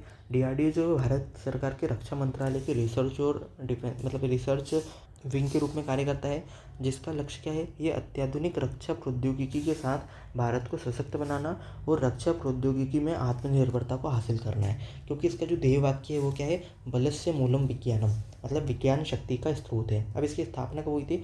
तो ये 1958 में बना था और इसके द्वारा अग्नि, पृथ्वी, तेजस, पिनाक, आकाश और रडार कई जैसे इलेक्ट्रॉनिक युद्ध प्रणालियाँ भी विकसित की जा रही है। अगला प्रश्न है लोक प्रशासन में उत्कृष्टता के लिए प्रधानमंत्री पुरस्कार 2023। तो जो पुरस्कार होता है लोक प्रशासन में उत्कृष्टता के लिए, यानी कि ये किन्हें दिया जाता है? तो ये व्यक्तिगत लाभार्थियों को लक्षित करके तथा कार्यान्वयन में परिपूर्ण दृष्टिकोण को नियोजित करके जिला कलेक्टर के प्रदर्शन को उजागर करने और योजना को पुनर्गठित करता है। मतलब जिन कलेक्टरों ने अच्छा काम किया है, जिन सचिवों ने सेक्रेटरीट लेवल पर अच्छा काम किया है, उनको ये प्रोवाइड किया जाता है लोक प्रशासन में उत्कृष्टता के लिए अवार्ड। ठीक है। इस पुरस्कार को कौन देखरेख करता है इसका? तो department of administrative reform and public grievance के द्वारा इसको लॉन्च किया गया था। इसमें समग्र रूप से 12 प्राथमिकता वाले क्षेत्रों में समग्र विकास के लिए 10 पुरस्कार और केंद्रीय मंत्रालय व विभागों में नवाचार के लिए 6 पुरस्कार दिए जाते हैं। यह केवल मात्रात्मक लक्ष्यों को प्राप्त करने के बजाय सुशासन पे, गुणवत्ता उपलब्धि पे और अंतिम मील की कनेक्टिविटी पर भी ध्यान करता है। अगला टॉपिक था कि भारत म्यांमार मुक्त संचरण व्यवस्था समाप्त होने की संभावना है। तो आपसे ये पूछ सकते हैं कि भारत के द्वारा हाल ही में किस देश के साथ फ्री मूवमेंट रिजीम को समाप्त कर दिया गया है? तो फ्री मूवमेंट रिजीम क्या होता है? वो क्या होता है कि 2018 में इसको शुरुआत की गई थी। ये शुरुआत हुई थी कि भारत और म्यांमार दोनों देशों में रहने वाले जो लोग हैं वो बिना वीज़ा के एक दूसरे के क्षेत्र में 16 किलोमीटर तक आने की अनुमति थी। ठीक है। और उनके पास 1 साल तक की वैधता वाला एक बॉर्डर पास होता था। ठीक है। और जो ये कहा इसको आप कंटिन्यू रूप से 2 सप्ताह तक यहाँ पर रह सकते थे। ठीक है। भारत और म्यांमार के बीच 1643 किलोमीटर की एक सीमा रेखा है। इसमें सबसे अधिक जो है वो कौन सा राज्य शामिल है? सबसे अधिक जो है वो अरुणाचल प्रदेश में 520 किलोमीटर, फिर मिजोरम में है 510 किलोमीटर, फिर मणिपुर में 398 किलोमीटर और उसके बाद है नागालैंड में 215 किलोमीटर। तो इस प्रकार की जो रेंज है वो आपको देखने को मिलेगी। हो सकता है आपसे एक क्वेश्चन पूछ ले कि म्यांमार से सीमा साझा करने वाले देशों को उनकी सीमा के घटते क्रम में सजो है। तो सबसे पहले कौन सा आ जाएगा? सबसे बड़ी सीमा वाला तो अरुणाचल प्रदेश। फिर कौन सा आएगा? तो उसके बाद आ जाएगा आपका मिजोरम, फिर आ जाएगा मणिपुर और फिर आ जाएगा नागालैंड। तो आपको ध्यान होना चाहिए। वहीं यदि बात की जाए तो तेलंगाना में बाढ़ से पूरा पाषाणकालीन औजारों का पता चला। तो तेलंगाना के मुलुगु जिले में आई बाढ़ से पूरा पाषाणकालीन क्वार्टरजेट औजारों के बारे में खोज मिली है। ये कुल्हाड़ियाँ मुलुगु जिले के गुर्रेबुला और भूपतिपुरम गांवों से मिलती है। तो बहुत बार क्या होता है कि जो करंट में जो लोकेशन होती है पूरा पाषाण काल से संबंधित, तो वो आपसे पूछ सकता है। तो आपसे ये पूछा जा सकता है कि गुर्रेबुला और भूपतिपुरम जो गांव है यह पूरा पाषाण कालीन स्थल से संबंधित जुड़े हुए हैं, ये कहाँ पर है? तो ये कहाँ पर है? ये तेलंगाना में है। तो आपको ध्यान रखना होगा। ठीक है। साथ ही साथ एक अतिपक्करम स्थल भी है। ये कहाँ पर है? ये आपका तमिलनाडु में। तो इसमें यही इंपॉर्टेंट था, बाकी इसमें कुछ बहुत ज़्यादा इंपॉर्टेंट है नहीं। एक न्यूज़ थी करंट में कि 2023 जो है वो रिकॉर्ड स्तर पर सबसे गर्म वर्ष हुआ है। ठीक है। तो 2023 जो है वो रिकॉर्ड स्तर पर सबसे गर्म वर्ष माना गया है, जो वैश्विक जलवायु प्रतिरूप और अत्यधिक मौसम परिघटनाओं के लिए महत्वपूर्ण निहितार्थ है। इसका ये जो था 2023, ये 1850 से 1900 के पूर्व औद्योगिक स्तर से औसतन 1.48 डिग्री सेल्सियस ज़्यादा गर्म था। ठीक है, साथ ही साथ इसमें रिकॉर्ड के कारण क्या थे, तो गर्मी, बाढ़, सूखा और जंगल में आग लगी बहुत ज़्यादा। ठीक है, इसका एक महत्वपूर्ण कारण जो था वो अल नीनो की शुरुआत थी। अल नीनो क्या होता है? अल नीनो एक प्राकृतिक ऐसी मौसमी घटना है जो पूर्वी प्रशांत महासागर में सतह के जल को गर्म करती है, जो उच्च वैश्विक तापमान को बढ़ाने में योगदान देती है। अब अल नीनो के दौरान क्या होता है, जैसे ये पूर्वी प्रशांत महासागर वाला क्षेत्र है, यहाँ के सतह का जल गर्म हो जाता है। ठीक है, तो ये गर्म हो जाएगा। इसके गर्म होने के कारण क्या होगा, यहाँ पर कौन सा प्रेशर बनता है, जब ज़्यादा चीज़ें गर्म हो जाती है तो वहाँ पे लो प्रेशर बनता है, और हवा का मूवमेंट जो होता है वो हाई प्रेशर से लो प्रेशर की ओर होता है। ठीक है, तो ऑस्ट्रेलिया के पास जो हाई प्रेशर बनता है उससे हवाएं जो है वो इधर चली जाती है, जिसके कारण क्या होता है कि भारत की तरफ जो मूवमेंट करने वाली हवाएं होती है या अफ्रीका की तरफ जो मूवमेंट करने वाली हवाएं होती है, इनमें क्या हो जाती है, इनमें कमी हो जाती है। इनकी कमी के कारण भारत में क्या होता है, जो अल नीनो की स्थिति देखने को मिलती है, जिसके कारण क्या होगा, हमारे यहाँ पे वर्षा में कमी होगी या फिर सूखे की स्थिति भी बहुत बार देखने को मिलती है। और ये क्या कब हो रहा है, ये अल नीनो की घटना के कारण हो रहा है। अगला यहाँ पे आपसे एक क्वेश्चन पूछा जा सकता है कि निम्नलिखित में से किस देश के द्वारा धार्मिक स्वतंत्रता से संबंधित एक रिपोर्ट जारी की जाती है। तो आपको पता होना चाहिए कि United state commission on international religious freedom जो है वो एक countries of particular concern report नाम से विशेष चिंता वाले देशों से संबंधित धार्मिक स्वतंत्रता की एक रिपोर्ट जारी करता है, जिसमें country of particular concern, special watch list और एंटिटीज़ ऑफ पार्टिकुलर कंसर्न के रूप में 3 राज्यों की अलग अलग श्रेणियां बनाता है। तो आपको सिर्फ इतना ध्यान रखना है कि ये काम कौन करता है, तो अमेरिका के द्वारा किया जाता है। इससे पहले 2023 की रिपोर्ट में भारत को इसने CPC में शामिल किया गया था। ठीक है, ठीक है, फिर इसके बाद क्या हुआ कि लेकिन इस बार तो हटा दिया गया। और यदि भारत की स्थिति की बात की जाए धार्मिक स्वतंत्रता की, तो अनुच्छेद 25 से 28 जो है वो मौलिक अधिकार के रूप में धार्मिक स्वतंत्रता की गारंटी देता है, जिसमें अनुच्छेद जो 25 है वह अंतःकरण की स्वतंत्रता और धर्म की स्वतंत्र रूप से आचरण करने, अभ्यास करने, प्रचार करने की स्वतंत्रता देता है। आर्टिकल 26 जो है वो धार्मिक कार्यों के प्रबंधन की स्वतंत्रता देता है। 27 जो है वो किसी विशेष धर्म के प्रचार के लिए करों के भुगतान की स्वतंत्रता, और 28 जो है वो शिक्षा संस्थानों में धार्मिक शिक्षा और धार्मिक पूजा के अस्तित्व से संबंधित है। वहीं यदि बात की जाए universal declaration of human rights, तो इसका आर्टिकल जो 18 है वो प्रत्येक व्यक्ति को विचार, अंतःकरण तथा धर्म की स्वतंत्रता का अधिकार देता है। हाल ही में उच्च न्यायालय कर्नाटक के द्वारा यक्षगान मेले को पूरी तरह से रात में फिर से शुरू करने की अनुमति दे दी गई है। तो यदि आपसे पूछा जाए कि यक्षगान का संबंध किससे है, तो कर्नाटक राज्य से है। ठीक है, अब जो यक्षगान है वो कर्नाटक का एक अनोखा नृत्य है और प्रदर्शन किया जाता है। इसमें पुरुषों को सभी भूमिकाएं निभाने को मिलती है और महिलाएं अब इन मंडलियों का हिस्सा भी शामिल है। मतलब पहले सिर्फ पुरुष करते थे, लेकिन अब इसमें महिलाएं भी शामिल हो गई है। इसमें मुख्य तत्वों में रामायण और महाभारत जैसे हिंदू काव्यों की प्रासंगिक कहानियों को शामिल किया जाता है। इसमें चंदे, हारमोनियम, मेडेल और ताल जैसे बांसुरी संगीत वाद्य यंत्र का प्रयोग किया जाता है। साथ ही साथ शालिग्राम मेला, धर्मस्थ मेला और मंदारथी मेला जैसे विशिष्ट प्रसिद्ध मंडल पूरे वर्ष यक्षगान का प्रदर्शन करते हैं। ये इस टाइप का इनका ड्रेसअप होता है। उस जनवरी में क्या हुआ था कि कुछ सांसदों को निलंबित किया गया था। तो राज्यसभा की विशेषाधिकार समिति ने हाल ही में समाप्त हुए संसद के शीतकालीन सत्र के दौरान विशेषाधिकार हनन आरोपित 11 सांसदों से प्रतिक्रिया और जवाब मांगा है। राज्यसभा में विशेषाधिकार के प्रश्नों से निपटने की प्रक्रिया राज्यों की परिषद में प्रक्रिया और कार्य संचालन नियम के 187 और 203 में निर्धारित है। तो आपसे पूछ सकते हैं कि हाल ही में राज्यसभा की कार्य संचालन नियम 187 और 203 चर्चा में था, तो ये क्यों चर्चा में था? तो ये सांसदों के विशेषाधिकार से जुड़े प्रश्नों के कारण चर्चा में था। तो 187 और 203 क्यों चर्चा में था? क्योंकि विशेषाधिकार से जुड़े प्रश्न थे। विशेषाधिकार का प्रश्न सभापति की सहमति प्राप्त करने के बाद ही सदन में उठाया जा सकता है। संसद और उसकी समितियों के साथ साथ उनके सदस्यों के पास कुशल कामकाज के लिए आवश्यक विशेषाधिकार और प्रतिरक्षाएं हैं। हालांकि ये अधिकार संसदीय कामकाज के लिए आवश्यक कार्यों तक ही सीमित होते हैं। सदस्यों को सामान्य सामाजिक दायित्वों को मुक्त नहीं करते। मतलब सदस्यों के सामाजिक दायित्व मुक्त नहीं होते, बल्कि उनको कुछ कार्यों से सीमित करते हैं। विशेषाधिकार समिति एक स्थायी समिति होती है। यह सदन और उसके सदस्यों के विशेषाधिकार के उल्लंघन के मामले की जांच और अनुशंसा करती है। लोकसभा की विशेषाधिकार समिति में 15 मेंबर होते हैं, जबकि राज्यसभा की विशेषाधिकार समिति में 10 मेंबर होते हैं। तो आपको ध्यान रखना है कि दोनों की समितियां जो हैं वो भी अलग अलग होती हैं। अगली न्यूज़ है विश्व हिंदी दिवस को लेके। तो प्रतिवर्ष 10 जनवरी को विश्व हिंदी दिवस मनाया जाता है। यदि भारत की बात की जाए तो भारत 14 सितंबर को हिंदी दिवस के रूप में मनाता है, लेकिन विश्व स्तर पर कब मनाया जाता है तो वो मनाया जाता है 10 जनवरी को। हिंदी भाषा संयुक्त राष्ट्र महासभा में पहली बार 1949 में बोली गई थी और विश्व हिंदी दिवस का उद्घाटन 2006 में डॉक्टर मनमोहन सिंह के नेतृत्व में शुरू हुआ था। तभी से 10 जनवरी को विश्व हिंदी दिवस के रूप में मनाया जाता है। भारतीय संविधान के अनुच्छेद 343 के अनुसार देवनागरी लिपि में लिखी गई हिंदी संघ की आधिकारिक भाषा होगी। तो आपको पता होना चाहिए हिंदी से संबंधित कौन सा आर्टिकल है, तो वो है 343, जिसमें देवनागरी लिपि में लिखी गई भाषा को हिंदी को संघ की भाषा माना जाता है। अंग्रेजी के साथ साथ हिंदी भी भारत की आधिकारिक भाषा होगी। भारतीय संविधान की अनुसूची 8 में हिंदी सहित 22 भाषाओं का उल्लेख देखने को मिलता है। ठीक है। 2018 में मॉरिशस के पोर्ट लुइस में विश्व हिंदी सचिवालय को उद्घाटित किया गया। तो कब किया गया? 2018 में। कहाँ पे है? तो मॉरिशस के लॉर्ड लुइस में है। साथ ही साथ 1949 में भारतीय संविधान सभा के द्वारा आधिकारिक भाषा के रूप में हिंदी को अपनाया गया था। कब? 16 सितंबर को। इसीलिए इस दिवस को राष्ट्रीय हिंदी दिवस के रूप में मनाया जाता है।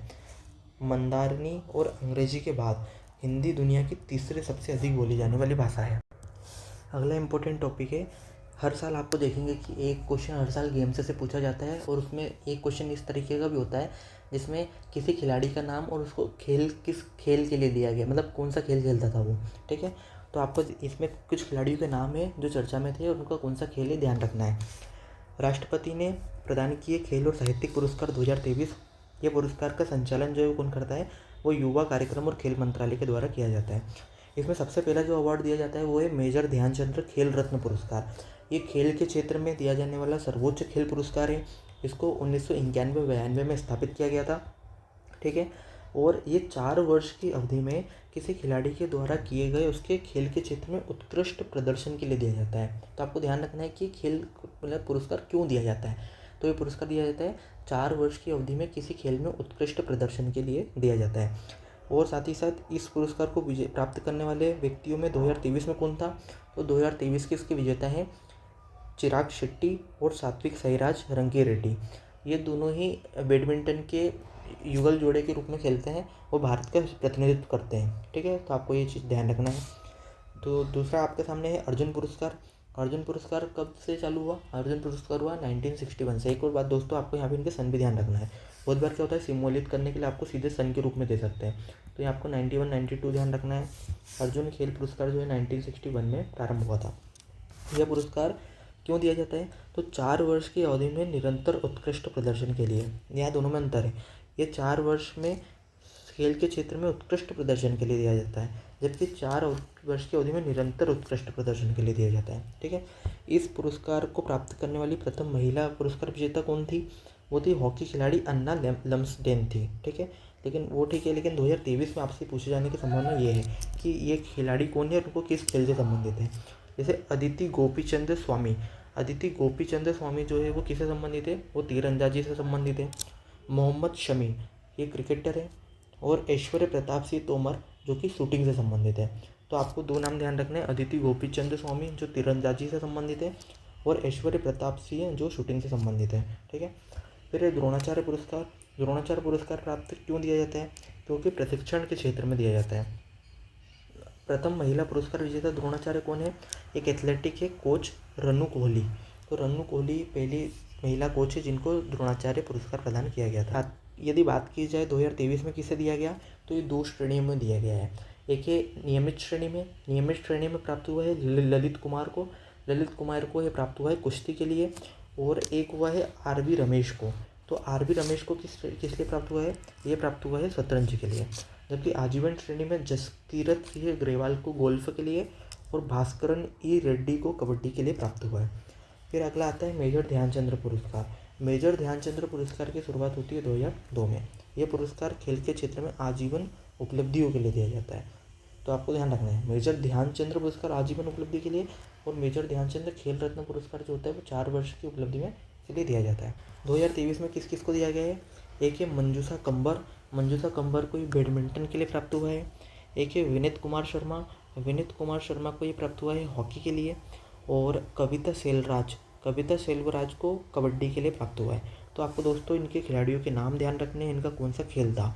ये ऐसा क्वेश्चन क्या बनेगा? क्वेश्चन ये बनेगा कि हाल ही में मंजूषा कंबर को मेजर ध्यानचंद्र पुरस्कार प्राप्त हुआ वे किस खेल से संबंधित है?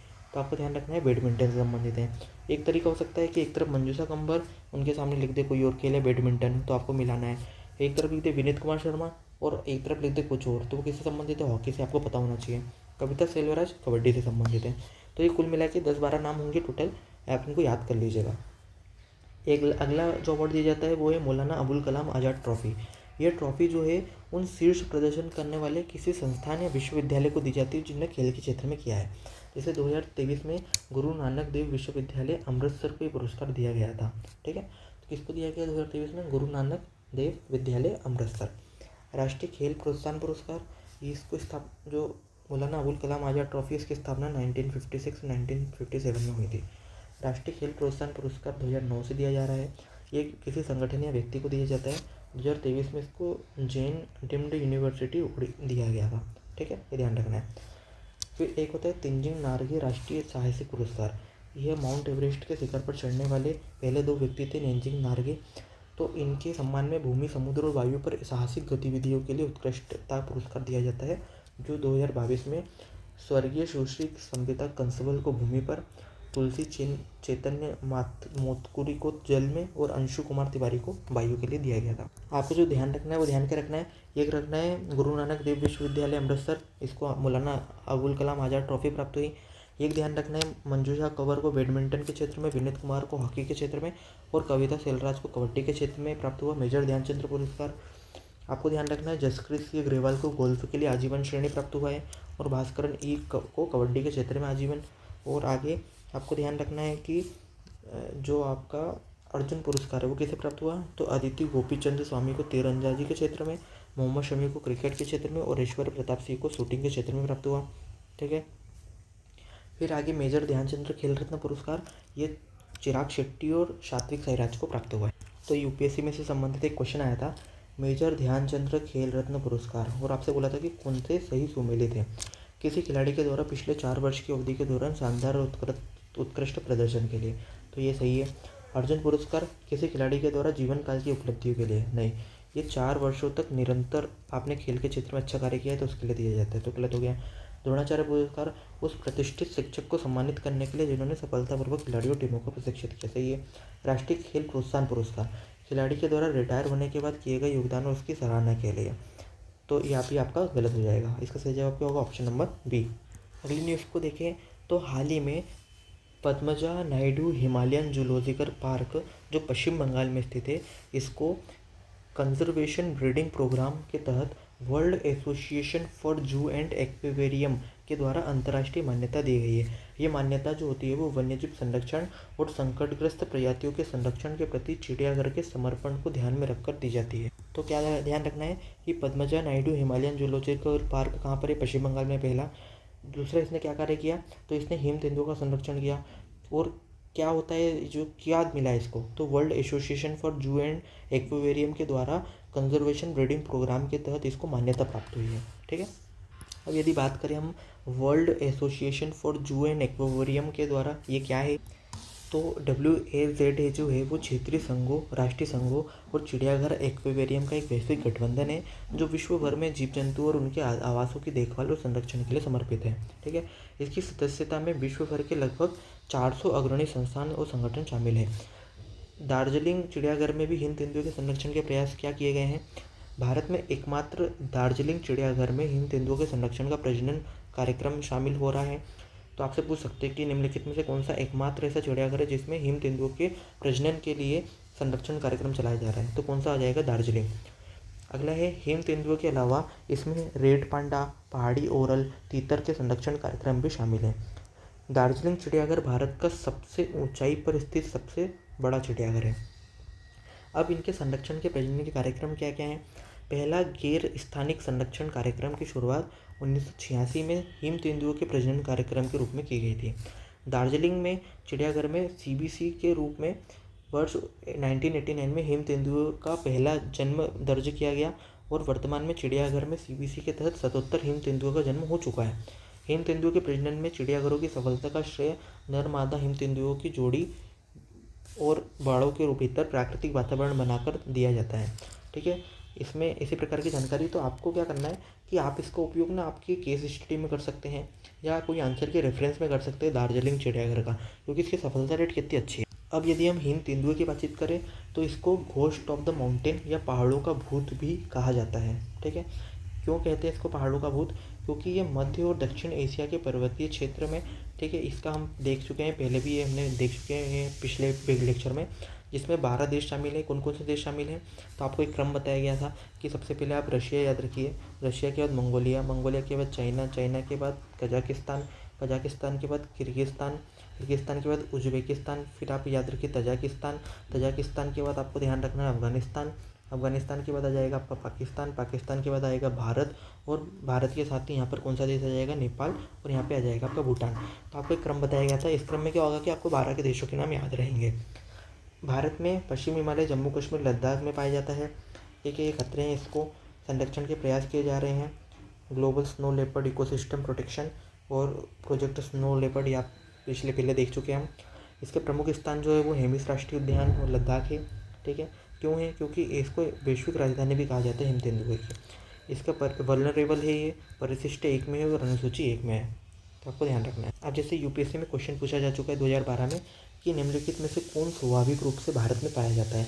आपके ऑप्शन है ब्लैक नेक क्रेन, चीता, उड़न गिलहरी या हिम तेंदुआ। तो यहाँ पर जो चीता है वो हम देख चुके हैं पहले भी कि ये 1952 में इसको लुप्तप्राय घोषित कर दिया गया है। तो लेकिन आठ जो है नामीबिया से भी मंगवाए गए हैं फिलहाल में। ठीक है, तो ये आपका चीता यहाँ पे गलत हो जाएगा, जबकि ब्लैक क्रेन नेक पाया जाता है, उड़न गिलहरी भी पाई जाती है और हिम तेंदुआ भी पाया जाता है। तो इसका सही जवाब हो जाएगा 134, ऑप्शन नंबर आपका बी आ जाएगा। ठीक है, अगले क्वेश्चन पे चल। तो यहाँ पे अटल सेतु नाहवा सी लिंक परियोजना चर्चा में थी, क्योंकि भारतीय प्रधानमंत्री के द्वारा मुंबई ट्रांस हार्बर लिंक का उद्घाटन करने के लिए तैयार है और आधिकारिक तौर पर इसे अटल सेतु नाहवा सिंह लिंक के रूप में जाना जाता है। ये 22 किलोमीटर का एक विशाल समुद्री पुल होगा। इसका जो प्रोजेक्ट का लक्ष्य है वो क्या है? वो सेबरी और चिरेले के बीच यात्रा को कम करना है। ठीक है, अटल सेतु जो है भारत का सबसे लंबा पुल है। इसकी जो 21.8 किलोमीटर लंबा है, 6 लेन का है। इसका नाम अटल बिहारी वाजपेयी के नाम पर रखा गया है। ये मुंबई के सेबरी से शुरू होता है, रायगढ़ जिले के उरण तालुका में नाहवा सेवा पर यह समाप्त होता है। यहाँ पे आप इसको देख सकते हैं कि ये आपका बोरीली है, ये सेवारी, ठीक है, ये शिवाजी नगर और ये आपका चिरेल है। तो इस प्रकार से आपको ये इसका पुल का एक रास्ता देखने को मिल जाएगा। इसमें सम्मिलित प्रौद्योगिकियाँ कौन कौन सी है, कौन कौन सी टेक्निक का उपयोग किया गया है? तो एक है रिवर्स सर्कुलेशन ड्रिलिंग, एक किया गया है आर्थोट्रोपिक स्टील डेक, एक है bridge girders open great tolling technique ORT का उपयोग किया गया है। यदि बात की जाए रिवर्स सर्कुलेशन सिस्टम क्या है, तो ये क्या करता है? नींव बिछाने के लिए काम करता है। जैसे आप कोई भी चीज़ बनाते हैं तो आप उसमें जो आपको ड्रिलिंग करने से पहले नींव बिछाना पड़ता है, तो उसमें RCD तकनीक का उपयोग होता है। आर्थोट्रोपिक स्टील ड्रेक तकनीक का उपयोग क्या है? ये ताकत और लचीलापन प्रदान करता है। ठीक है, तो इसी प्रकार आप इसको ध्यान रख सकते हैं। अगली जो न्यूज़ थी वो राष्ट्रीय युवा दिवस को लेकर थी। राष्ट्रीय युवा दिवस कब मनाया जाता है? तो राष्ट्रीय युवा दिवस जो है वो 12 जनवरी को राष्ट्रीय युवा दिवस मनाया जाता है। इस दिन को वर्ष 1984 में राष्ट्रीय युवा दिवस के रूप में नामित किया गया था, जिसका उद्देश्य युवाओं को सार्वजनिक मुद्दों से जुड़े आम आदमी की बातचीत को समझने और अपनी राय तैयार करने और स्पष्ट तरीके से प्रोत्साहित करने के लिए किया गया था। राष्ट्रीय युवा दिवस समारोह 12 से 16 जनवरी तक वार्षिक और राष्ट्रीय युवा महोत्सव के रूप में मनाया जाता है। इस वर्ष की थीम थी विकसित भारत @2047 युवा के लिए युवा के द्वारा।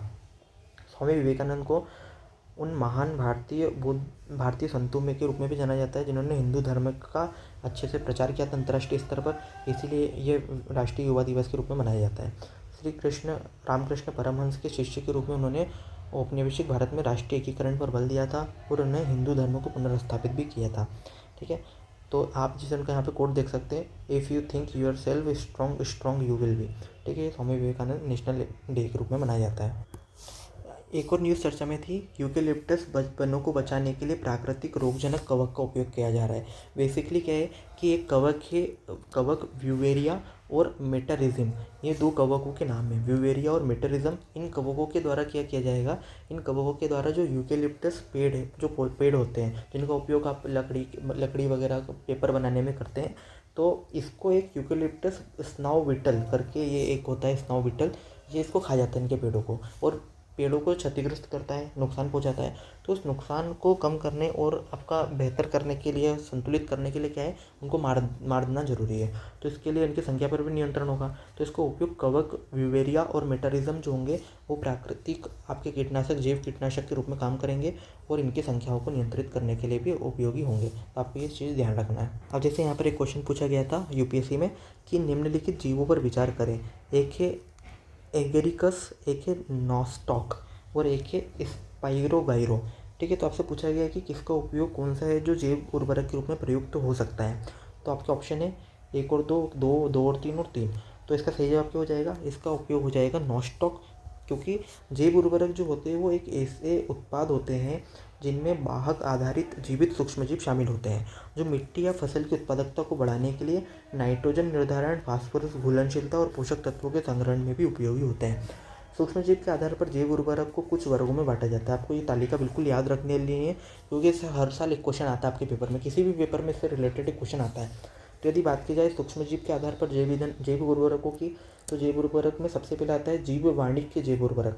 तो इसमें कौन कौन से आ जाएंगे, इसमें राइजोबियम जिसका नाम आप हमेशा सुनते हैं, ये एजोटोवेक्टर आ जाएगा एक आपका, एक नॉस्टोक आ जाएगा। तो ये जीव वाणिज्य जैव उर्वरक है। एक होता है फफूंद आधारित है, कवक आधारित। तो इसमें कौन कौन से आ जाएंगे, इसमें आ जाएगा माइकोराइजिया। फिर एक हो सकता है शैवाल आधारित जैव उर्वरक। तो शैवाल आधारित जैव उर्वरक में आ जाएगा एजोला और ब्लू ग्रीन शैवाल। फिर एक आता है एक्टिनोमाइस्टेस जैव उर्वरक, इसमें आ जाएगा फ्रेंकिया। तो यहाँ पर आपको 2-3 चीज़ें ध्यान रखना है। एक है कि जैव उर्वरक क्या होता है, तो जैव उर्वरक ऐसे उत्पाद होते हैं जिनमें वाहक आधारित जीवित सूक्ष्मजीव होते हैं जो मिट्टी या फसल की उत्पादकता को बढ़ाने के लिए नाइट्रोजन निर्धारण, फास्फोरस घुलनशीलता और या पोषक तत्वों के संग्रहण में उपयोगी होते हैं। अगला यहाँ पे है कि आपको कुछ जीवाणिक जैव उर्वरक के नाम दिए गए जिसमें आपके होते हैं राइजोबियम, एजिटोवेक्टर और नॉस्टोक का नाम आपको ध्यान रखना है। वहीं पे एक होता है फफूंद आधारित उर्वरक जिसमें माइकोराइजिया आएगा। एक होता है शैवाल आधारित उर्वरक जिसमें ब्लू ग्रीन शैवाल और एजोला। तो आपसे पूछ सकते हैं कि एजोला क्या है, तो एजोला क्या होता है, एजोला एक शैवाल आधारित उर्वरक का एक नाम है। साथ ही साथ एक और चीज़ यहाँ पे इम्पोर्टेंट है कि एक्टिनोमाइटिस जैव उर्वरक क्या है। तो एक्टिनोमाइटिस जैव उर्वरक का नाम क्या है, ये इसको बोलते हैं फ्रेंकिया। फ्रेंकिया जो होता है उसको बोलते हैं एक्टिनोमाइटिस जैव उर्वरक। अब जो आपके ऑप्शन थे, एक था एगारिकस। तो एगारिकस जो होता है वो खाद्य कवक के रूप में उपयोगी होता है। और एक पूछा था स्पाइरोगेरा। स्पाइरोगेरा भी एक प्रकार का हरा शैवाल होता है। ठीक है, तो आपके यहाँ पे दोनों ऑप्शन गलत हो जाएंगे। एगारिकस खाद्य शैवाल है, इसका उपयोग जैव उर्वरक में नहीं होता। नॉस्टोक का उपयोग किया जाता है। और स्पाइरोगेरा जो होता है वो हरा शैवाल होता है, इसका भी उपयोग नहीं कर सकते, इसलिए जवाब हो जाएगा ऑप्शन नंबर बी।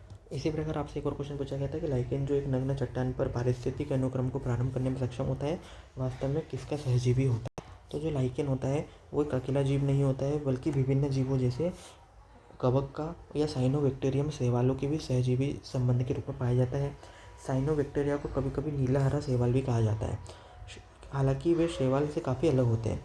लाइकेन पहले जीवों में से हैं जिन्हें बंजर सतहों पर आवास में बनाया जाता है।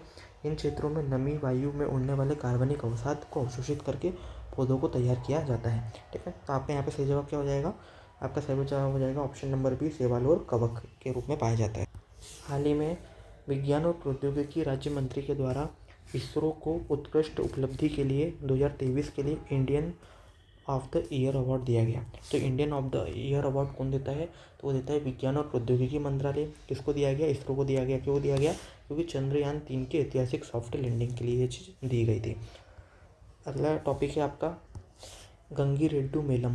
गंगीरेड्डू मेलम जो है वो तेलंगाना और आंध्र प्रदेश राज्य में संक्रांति फसल उत्सव का एक पारंपरिक लोक प्रदर्शन है। इसमें रंग बिरंगे फूलों एवं परिधानों से सुसज्जित बेल नृत्य का एक केंद्रीय विषय रहा है। प्रदर्शन में स्थानीय लोक कथाओं के साथ कहानी कहने के तत्वों की भी शामिल किया जाता है, जो क्षेत्र की समृद्ध सांस्कृतिक विरासत को भी प्रदर्शित करता है। फसल उत्सव संक्रांति आंध्र प्रदेश, तेलंगाना में भोगी संक्रांति कनुमा के रूप में 3 दिनों के रूप में मनाया जाता है।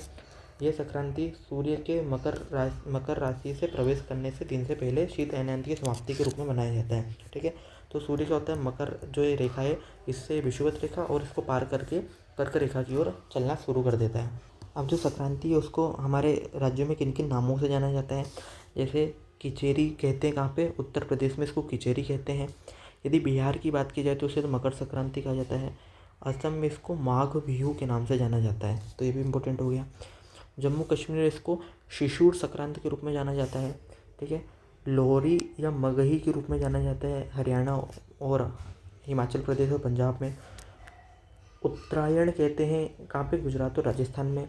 मकर संक्रांति मध्य प्रदेश और महाराष्ट्र में। मकर संक्रामा ये कहाँ कहते हैं, कर्नाटक में कहते हैं। मकरा विलाक्कू कहाँ पे कहते हैं, केरला में। पोंगल कहते हैं तमिलनाडु में। पेड्डा पंडिया कहाँ पे कहते हैं, ये आंध्र प्रदेश का नाम है।